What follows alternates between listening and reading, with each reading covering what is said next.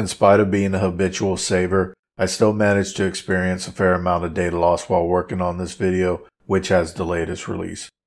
At this time, the hunt has already released on Tranquility, but the main server is currently experiencing issues. Thus, I'm moving forward with information gleaned from the test server. Also, I'm going to keep things rather brief in order to get this video done. Moving on, we have a new live event coming up. Rewards include agency drugs, fireworks, a new module, and cerebral accelerators. The new module type provides bonuses to missile damage, rate of fire, and drone damage, and will probably fetch a fair price. However, once again, the big prize are the cerebral accelerators. Do note that you can actually do even better than the numbers I have listed here by consuming as many advanced accelerators that you can get your hands on and by properly timing the use of the extended accelerator. Even though you can only consume accelerators up until their expiration date, they will continue to function for their entire duration. Thus, with proper timing and Biology 5, you can remain boosted up until the 30th. Event sites are similar in nature to the last event, however some key differences make this event easier and more newbro friendly, namely a lack of webs and less incoming damage.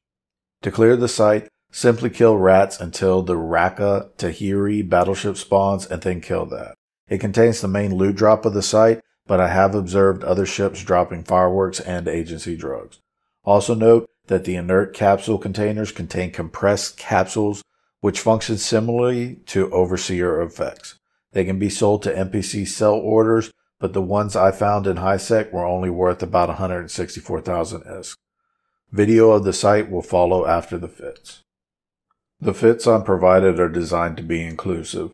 I'm not trying to be comprehensive or to provide high efficiency fits. However, feel free to share your own in the comments below. Greaster rats mainly deal and are primarily weak to kinetic damage, so that's going to be reflected in our fits. First up, we have the Vexor. Fill the empty rig slot according to your needs. If you need both CPU and power grid, free up CPU by downgrading to a passive and or meta tanking modules, and then fit a power grid rig.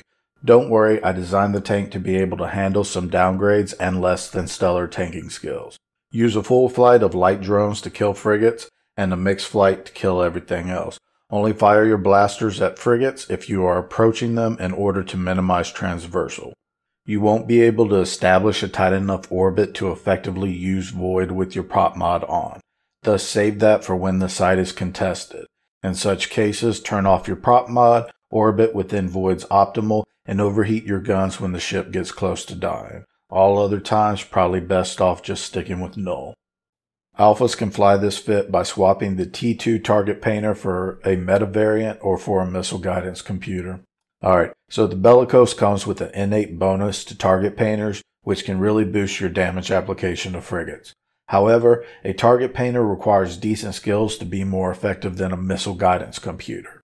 I don't know where the cutoff is, but you're probably better off with the computer if you haven't trained signature focusing yet. The Warhead Flare Catalyst rig can be swapped for a CPU rig if you need it, and you Scourge heavy assault missiles against the frigates and Rage against the larger ships. Also, don't forget to swap out a Hornet for a Vespa against the larger ships as well. The Caracal is pretty much the same deal as the Bellicose. Do note, of course, that the target painter has been swapped for a missile guidance computer. Also, I don't recommend a web because the frigates don't swarm you and like to remain spread out. I don't recommend any T1 Amar cruisers because they're all bonus for lasers, which primarily do EM and thermal damage, and because new players will probably be having to fight cap and fitting room issues. The Prophecy requires slightly higher skills and will set you back more than a cruiser, but it will pay for itself rather quickly. Missiles provides selectable damage and use no cap. If you have better projectile than missile skills, feel free to go that route instead. If you need more cap, swap a missile guidance computer for a cap recharger. Many of the T2 armor modules require hull upgrades 5, so fit meta modules as needed. Finally, while you are fatter and slower than a cruiser, you can still mitigate some damage by keeping your speed up, so stay moving in this ship as well. Finally, let's take a look at the site.